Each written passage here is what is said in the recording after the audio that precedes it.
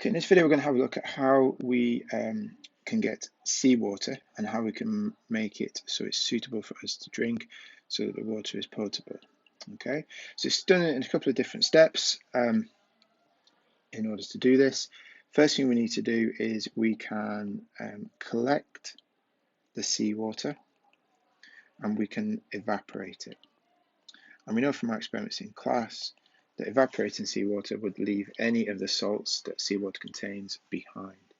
Once that's evaporated, we then need to condense the steam that forms, so condense the steam.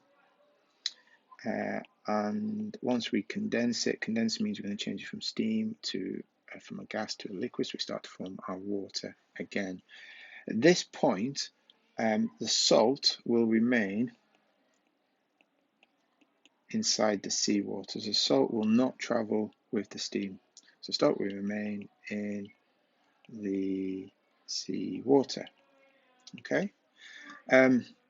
Just as an extra precaution to make that water super safe for human consumption, we would then add chlorine, which will kill off any microbes, bacteria before we use it. So the water is then chlorinated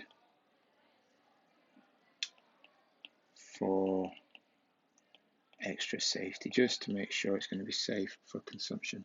This process is used by cruise ships. So cruise ships would need to make water as they travel, and obviously surrounded by seawater, so it's a way for them to do it. It also happens in warm countries where there's a low level of rainfall, and they can do this process as well in order to get fresh water. Interesting, I've got a little picture here that I've added just for reference for you. So you can see, here's your seawater, which has been heated.